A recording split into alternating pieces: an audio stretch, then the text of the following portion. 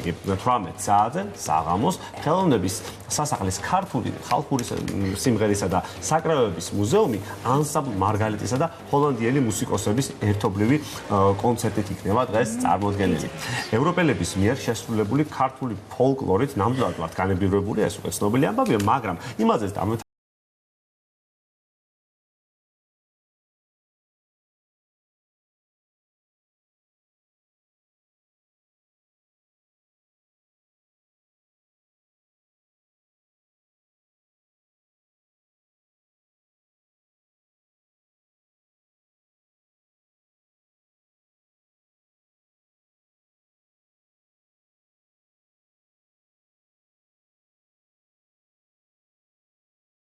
Tapmებით რომ ზედმეტად არასდროს არ არის ქართული ფოლკლორის მოსმენა და ახლა წარმოგიდგენთ უკვე ჩვენს სტუმრებს, რომლებიც გახლავთ მალეა კეიტუარი და ასევე ქეთი ციკლაური ორივე გახლავთ მოკლედ ფოლკლორისტი, მოგესალმებით და ახლა თქვენგან უნდა გავიგოთ ერთი მხრივ რას შეასრულებთ და მეორე მხრივ როგორ მოხდა რომ ჰოლანდიელებმა გადაწყვიტეს ქართულ ფოლკლორს შესჭიდებოდნენ. ხო? კი ბატონო, მოგესალმებით. მოგესალმებით, მივესალმებით თქვენ მაყურებელს.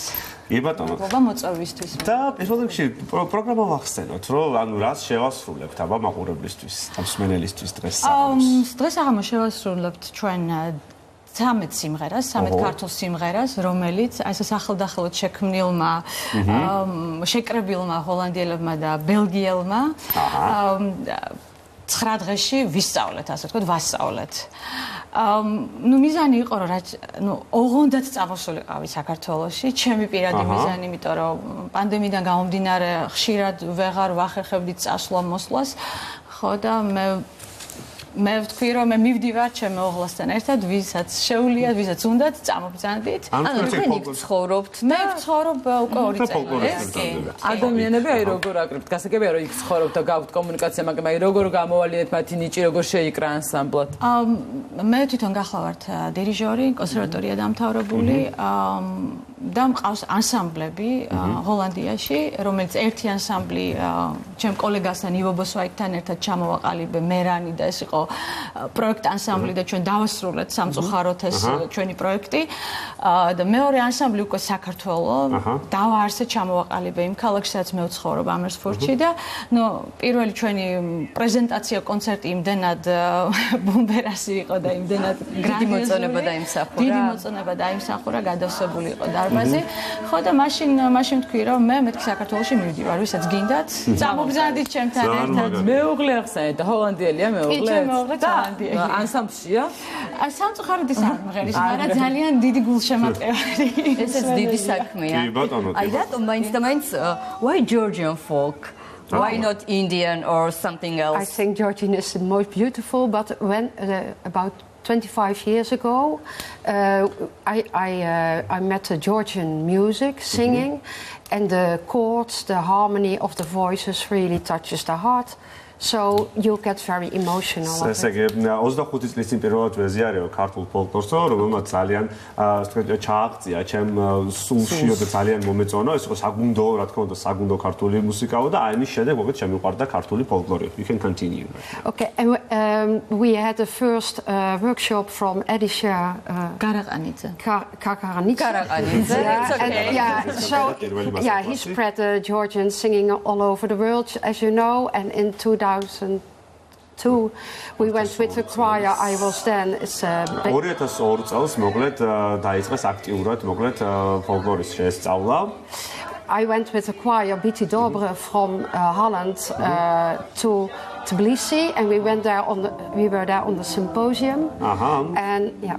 ანუ 2002 წელს ეს სიმპოზიუმი გრძელდებოდა საქართველოში და აი მაშინ უკვე გუნდთან ერთად you sang that time. Yes. 2002 წელს უკვე პირველი არ არის მისი ვიზიტი საქართველოში. Yeah, and then we also met a lot of Georgian people and we really met them and we slept in houses from people. And in the villages you mean in the regions?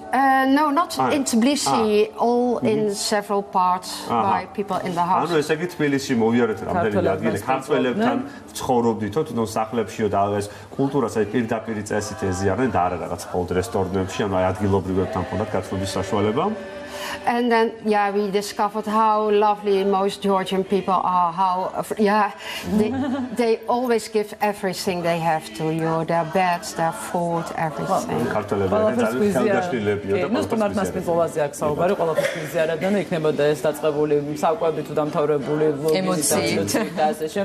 ეს ნამდვილად გამოგდის ქართველებს. ისევ კონცერტს რომ მივუბრუნდეთ, კეთი, 13 სიმღერა ავახსენეთ. დიახ. და რომ გითხრათ, როგორ შეირჩა კონკრეტულად ამ კონცერტისთვის ეს რეპერტუარი?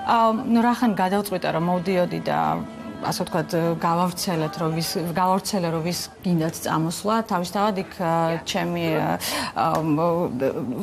დავამატე რომ აუცილებლად უნდა იცოდნენ ნოტის კითხვა, აუცილებლად რაღაცა გამოცდილება სიმღერის უნდა გქონდეთ, იმიტომ რომ როცა აქ ხარ უკვე რაღაცა ყველაფრის ნახვა გინდა, ყველაფრის გაზიარება გინდა და შესაბამისად მუსიკასთან ცოტა გჭირდება მეტი კონცენტრაცია. შესაბამისად მე უკვე წინასწარ ჰოლანდიაშივე ჩამოვაყალიბე პროგრამა, რახან ჩვენ თაში მივიდოდით კახეთში, თუშეთი და კახეთი მინდოდა მომეცვა ამ შემთხვევაში. შევარჩიე კახური და ღვთის ფოლკლორი. ხო და აი ეს პროგრამა 15 სიმღერიდან შევხედავდი რა დონის მოყოლები მეყოლებოდნენ და იქიდან გამომდინარე უკვე დაიხვეწებოდა რეპერტუარი. ხა სიმღერის გარდა გვაინტერესებს კიდე კადრებში ვხედავთ რომ თონეში პური გამოუწყვიათ და ანუ სხვადასხვა საქმიანობით დაკავდნენ. ყველაზე მეტი ინტერესი რამ გამოიწვია აი ასეთ საქმეებს შორის სიმღერის მიღმა რაც იყო? ძალიან მიჭირს რამე კონკრეტული თქვა, იმიტომ რომ იმდენად ყველაფერზე ენთუზიასტი ჩვენ ომალოში მაგალითად ხინკალი თუშური ხინკალი მოვახვიეთ. ნაოჭი რამდენი ქონდა? ნაოჭი აი შეგიძლიათ მარლიასი. How many wrinkles had that ხინკალი you made? I think about 18. Oh my god. Our record is 20. So 20 record is so if you reach up that level, then you become Georgian. But in song there is 19. 19. ხინკალი 19 ნაოჭიანი. It was perfect. Yeah. კარგი. საერთოდ გეგმები გაქვთ კიდე დღევანდელი კონცერტის გარდა, როგორც ვიცით და ამ გეგმებსაც რო გვიამბობთ.